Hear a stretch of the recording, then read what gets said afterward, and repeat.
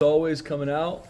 This is a Thursday for our team, and when you play on a Friday, you're able to completely flip your mind and know that this is a Thursday, tomorrow's a Friday, and then obviously game day. But our guys have done a really good job this week.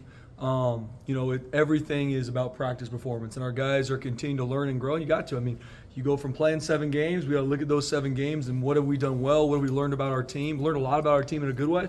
Learned some things that we need to improve on. Our guys did a really good job in practice. And guys that are banged up, next man up, carry the flag. That's college football.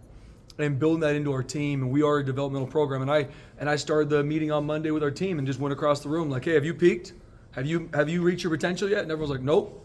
So I was like, so we still have a lot of improvement to do, me included, and we need to get that done this week. And we know it's going to be a huge test on Friday night in the Blue. I mean, undefeated in conference, monster game. Listening to what they're talking about and what it is, like that's what this is going to be. We've had battles here on the Blue versus San Diego State. I'll never forget 2018 losing on the Blue to SDSU. You don't forget those moments. And those are the things that I know we're excited to attack, and especially who they are and what they're going to be about. I mean, we got to be ready to play, and we will be. So I know it's going to be a packed environment here on Friday night. We got to stripe the stands. I know Bronco Nation will show up in a major way, and that's a huge advantage for us. And we're going to continue to work our tails off to play our best football on Friday.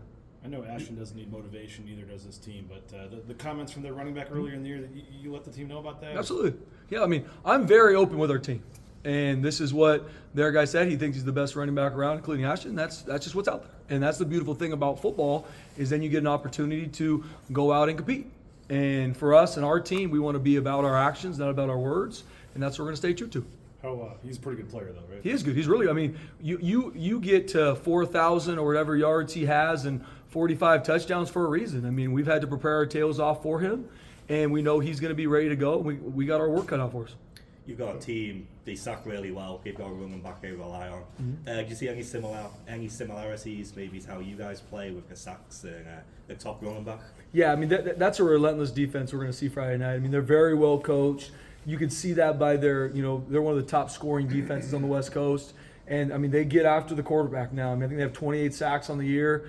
And, I mean, they give a lot of different fronts. They got some guys that were banged up that are healthy now. I mean, even outside of Trey, number 47, who's the best pass rusher in the country, they've got other guys that mix in there to create the pressure on the quarterback. And so we got to have a really good day in protection. We got to have a really good job with the decisions we make. You've mentioned that 2018 game a couple times now this week. Is it just the loss on the Blue? Any loss on the Blue sticks with you, or is there something in particular about that game that really? Any loss on the Blue sticks. I mean, when you look at the home record we've had on the Blue since the turn of the century, and there for a 4 or 5 year span, which I'm a part of, hasn't been as good as it needs to be. I mean, that's just the reality of it. And I hear that from alumni, I hear that from supporters, and I carry that weight. And I know that feeling. Like when you come to play on the Blue, like this is home, and we have to protect it. Easy to talk about, easy to tweet about. We have to put the work in to go do it, because playing here at home in front of our family, in front of Bronco Nation, matters to us.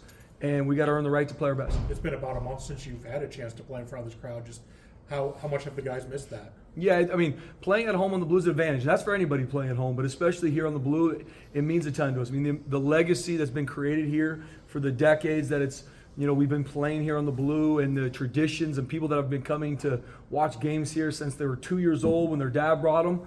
I mean, that means something here. And a lot of our players that we recruit, I could ask them and say, do you even know where Idaho's on the map? And they'll probably be like, yeah, somewhere up northwest. But if I ask them what field we got, they're like, you got a blue field.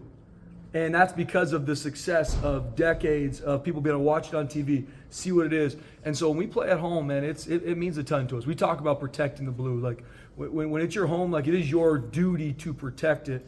And easy to talk about. We got to put the work in to actually do it. And we know we've got a huge opponent Friday night, and they're undefeated for a reason. And I cannot agree more with watching this film. I mean, they are getting better week in and week out. I mean, they got Washington State absolutely on the ropes. I mean, they're up big in the fourth quarter.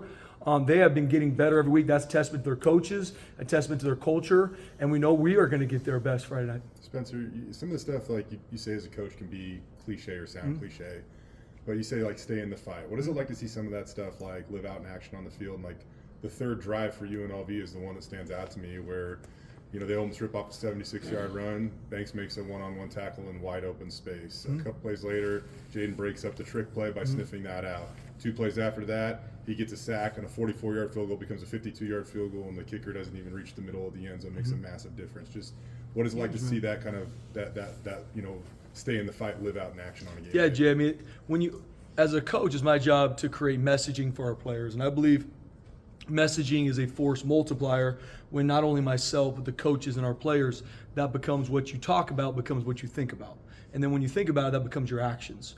And being able to do that in practice, and then now being able to use game examples of it is everything. It's easy to talk about staying in the fight, but if all you've been doing is blowing people out and have never had to respond to adversity, you don't know if it's really sunk into your players yet. But there's multiple moments in that UNLV game. There's multiple moments throughout this season where our guys, it was not perfect. Like there's something that goes sideways, misfit on defense, drop ball on offense, whatever it might be, and our guys have to respond. I mean, that's football. And so seeing our guys do that in that UNLV game, I showed them those clips. I also showed them why we got ourselves in a situation to have to respond, right? There's always that. But the best teams, championship teams respond. How big of a difference is it, though, to be down 17-3 in the second quarter with the opponents kicking off versus 10-3 and you got Huge. the ball nearly at midfield? Yep. I mean, and I showed that exact sequence to our team to show them, okay, this is what happened, explosive play, they're in the red zone, it's a 10-3 ball game. We started with the ball. And so, I mean, they are winning the first quarter going in the second quarter. And then, I mean, if Jaden Virgin doesn't bat that trick play down, that's a walk-in touchdown. It's 17-3. Stay in the fight, keep swinging, line up again, get a sack, get them out of field goal range, or make it a long field goal, miss the field goal, it's a turnover. So instead of being 17-3, it's 10-3. We go down and put points on the board, and that's the momentum shifts in the game. And that's why I talk about a lot, that momentum is created through execution. It's not because of a pump-up speech on the sideline, or it's not because, oh my gosh, this is the crowd's finally roaring. No. Momentum is created through execution. And that's what I'm proud of our guys being able to sink back into their techniques, their fundamentals, and doing it for each other so they can execute in these critical moments. When you say you keep your messaging the same, and I think of like the biggest game because it's the next one type thing. How do you get college kids to every week buy into that and not, no, he said that last week. Yeah, same thing. And tune them on. I mean, you can't afford a loss at this point. I mean, how do you keep them buying in every week? I guess they see obviously what the ultimate prize is here. Yeah, no question, BJ. And that's a huge part of my job. And I tell guys, I make sure they know what is being talked about too. I'm not put our head in the sand and it doesn't, like, I'm very open with them. Hey, I know this is what you're reading. I know this is what you're seeing. And I'm open about what is out there, but I make sure I bring everything back to this is really what matters. If we focus on end goal things, whatever those might be, fill in the blank, things that are down the road, you will get caught slipping. And I show them examples of teams in the past, either us at Boise State or other teams, of this is what happened. So we can learn from the past through wisdom, or we're going to have to learn through the pain of losing the game. And to me, and it's not like my philosophy, this is how I believe to be successful week in and week out, is you got to focus on what you control and 1 week at a time. And that's why the messaging of this is the most important game of the season, because the next one, because it is. Last week we were saying UNLV was the most important game, and it was.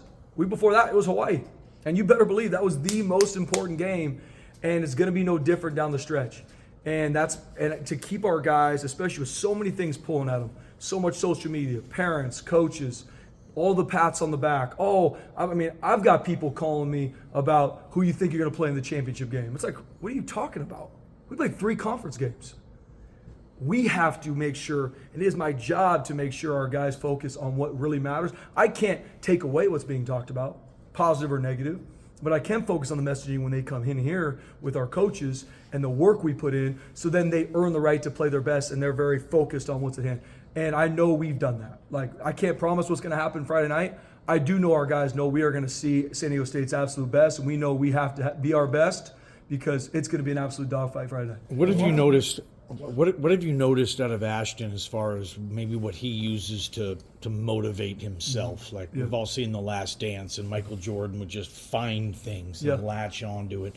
Does Ashton have that personality? If he hears something or reads something about, oh, he can't do this or he's worse off than that guy, I mean, does he use that as fuel? Have you noticed that? I can see him using it as fuel, Johnny. I would say this about Ashton. He's very intrinsically motivated, right? And I relate to this, like, Ashton doesn't need outside motivation to put the work in and perform the way he does. He doesn't need someone saying something positive to him. He doesn't need something saying negative about him for him to be like, oh, okay, now it's time for me to really turn the heat up. That's how he's wired. He has a burning internal desire to be elite in everything he does, from on the football field to the weight room to who he is as a man off the field. That's how he's been since I've known him as a 17-year-old coming to Boise State. So I would assume those things are reaching him, the negative and the positive, because it's all out there. I mean, everyone's got their own opinion on him, me, our team. Just depends where you want to click. It's coming. And it has not affected him because he's intrinsically motivated. He knows how good of a player he is. He knows how good of a teammate, leader, so on and so forth he is. And he's focused on what matters most to him, which is being the best version of himself. And he's one of the best teammates we've ever had. The month of November, kind of is when the full season picture starts to come into bloom. Without looking ahead, how much does that excite you as a coach to finally see that picture all come together? Yeah, it's a huge deal to me being able to take, obviously, even as I'm thinking about messaging with our team and going through kind of what we're going to talk about, I got to look back and see the things we've learned through games 1, 2, 3, all the way to now. And there's been a lot of good things. There's been a lot of things that we haven't done well. Could be my screw-ups, could be things on the field. And so I try to look back and look on our season and where we're at to have perspective with everything focused on what is the next game. And I mean, you guys know me, I'm a man of faith. I talk about Jesus a lot. And in the Bible, the number 7 is the number of completion. The number 8 is the number of new beginnings. And so I'm going to talk to our team about that. Like, hey, we played 7 games. That 7 is complete. Can't change it. We're 6-1. Whatever the yards were, whatever the stats were, that is over. You can't lean on what we did in the past. Game 8 or the number 8, it's new beginnings now. Who are we going to be now? What Boise State Bronco team is going to show up at 6 o'clock on the Blue Friday night? It's a new team. We're a new team every week. The number 8's new beginnings, and focusing on what is here now and what we got to be our best, which is Friday night. That's really where streamlined is. Last one, Jay. Kind of along Ashton's notes here, or on Ashton's. 31 carries at Hawaii, 33 carries at UNLV. How is your Heisman Trophy caliber running back doing in terms of the turnaround to get ready and maybe do it again this Friday? Yeah, I mean, Ashton Jeanty is an absolute warrior. He is banged up. He's living in the training room. He's practicing. He's doing everything he needs to be able to perform at the level he has been. And he's an absolute warrior. And to do that, to be able to perform the way he is, especially when everybody's goal we play now, Friday night, San Diego State's goal, if I'm in their defensive meeting right now, it's stop Ashton Jeanty. We know what we're going to have to see from teams to be able to do that. And for him to perform at his best, to do what the team needs, not for Ashton, what the team needs him to do, it's relentless for him. In the training room, how he sleeps, how he hydrates, how he eats. And that's for him. It's for the rest of our players. I mean, when you're going into week 8 of the season, there's nobody across the country that's like, oh my gosh, I feel so fresh right now. Tell our players, so embrace that grind. Embrace the feeling like, yeah, I'm beat up. Embrace it, man. Let's go. That's why you're with your team. Do it together. And no different for Ashton. I mean, the amount of carries and what he's got, I mean, he's our guy. He's a warrior. And him to be able to live in the training room to get his body to perform at the highest level, he's going to need to do. All right, thank you.